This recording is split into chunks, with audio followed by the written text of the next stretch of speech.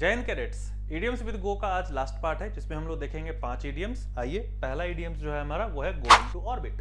गो into orbit का मतलब क्या होता है? गुस्से में आना, to lose one's temper, to become very angry. ठीक है। अगला इडियम जो है हमारा वो है go off the deep end.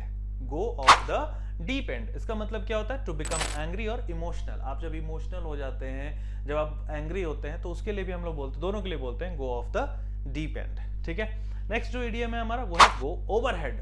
Go overhead, sir के ऊपर से जाना। अच्छा, सर के ऊपर से जाने का मतलब हम क्या कहते हैं? कई बार बोलते हैं कि भाई बाउंस कर गया।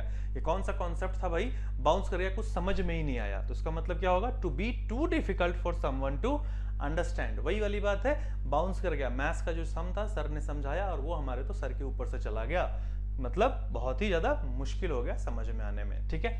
नेक्स्ट इडियम है हमारा go over like a lead balloon.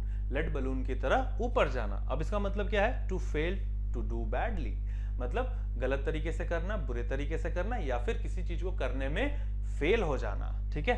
Next हमारा इडियम और जो लास्ट इडियम है वो है go over with a bang. Bang के साथ जाना। ठीक है। मतलब क्या है इसका? To succeed in a spectacular way में सक्सीड करना। ठीक है। तो ये थे हमारे 20 इडियम्स विद गो, जो कि हम लोगों ने 4 कंसेक्यूटिव सेशंस में कर लिए हैं। ठीक है। अब हम लोग दूसरे किसी वर्ड से इडियम्स करेंगे, तब तक के लिए जय हिंद।